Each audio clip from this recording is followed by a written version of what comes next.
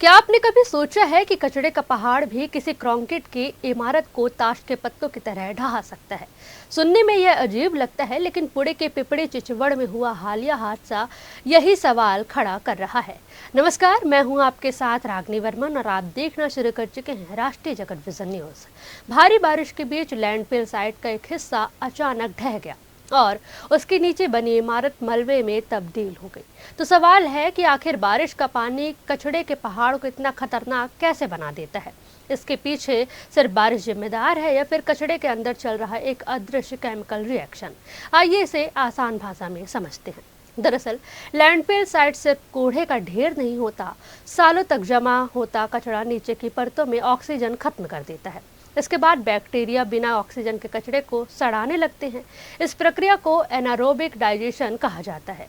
इस दौरान बड़ी मात्रा में मीथेन गैस और कार्बन डाइऑक्साइड बनते हैं, खासकर मीथेन, जो बेहद ज्वलनशील होते हैं और कचरे के पहाड़ के भीतर दबाव बढ़ाती रहती है। अब इसमें बारिश की एंट्री होती है। जब लगातार बारिश का पानी लैंडफिल के अंदर रिसता है तो वह कचरे में मौजूद जहरीले रसायनों, भारी धातुओं और सड़े हुए जैविक पदार्थों के साथ मिलकर एक काले, गाढ़े और जहरीले तरल पदार्थ में बदल जाता है।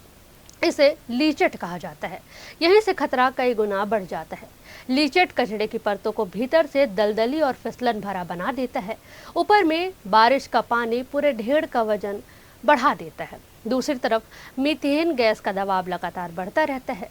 जब यह दबाव और वजन एक तय सीमा से आगे निकल जाते हैं तो कचड़े का पूरा ढलान अपनी मजबूती खो देता है। वैज्ञानिक भाषा में इसे स्लो फेलियर कहा जाता है और फिर लाखों टन कचरा अचानक भूस्खलन की तरह नीचे आ गिरता है।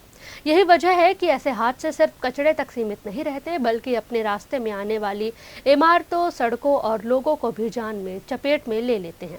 यह खतरा सिर्फ पुणे तक सीमित नहीं है। दिल्ली का गाजीपुर लैंडफिल, मुंबई का देवनार और देश के कई बड़े बड़े शहरों के डंपिंग ग्राउंड लगातार ऊंचे होते जा रहे हैं। विशेषज्ञ लंबे समय से चेतावनी देते रहे हैं कि यदि इनका वैकल्पिक विज्ञान तरीके से प्रबंधन नहीं किया गया तो ऐसे हादसों का खतरा बना रहेगा। हालांकि भारत में सॉलिड वेस्ट मैनेजमेंट रूल्स 2016 पहले से लागू है। इन नियमों के तहत घरों में गीले और सूखे कचरे को अलग करना, रिसाइकलिंग को बढ़ावा देना, लैंडफिल की ऊंचाई नियंत्रित रखना और लीचेट ट्रीटमेंट सिस्टम लगाना अनिवार्य है। लेकिन सवाल यही है कि इन नियमों का पालन कितना हो रहा है। विशेषज्ञों का मानना है कि जब तक कचरे का वैज्ञानिक निपटान, बायोमाइनिंग, कंपोस्टिंग और वेस्ट टू एनर्जी जैसी तकनीकों को गंभीरता से लागू नहीं किया जाएगा, तब तक शहरों के बाहर खड़े ये कचरे के पहाड़ सिर्फ बदबू ही नहीं बल्कि जानलेवा खतरा भी बने रहेंगे। यानी साफ है कि यह सिर्फ बारिश का हादसा नहीं, बल्कि वर्षों की लापरवाही, अव्यवस्थित कचरा प्रबंधन और शहरी योजना की नाकामी का नतीजा है। अगर समय रहते व्यवस्था नहीं सुधरी तो कचरे के ये पहाड़ आने वाले समय में और भी बड़े हादसों की वजह बन सकते हैं। फिलहाल इस खबर में बस इतना ही। देश प्रदेश की खबरों से अपडेटेड रहने के लिए हमारे चैनल को सब्सक्राइब करें और नई खबरों के नोटिफिकेशन के लिए बेल आइकॉन जरूर दबाएं। नमस्कार।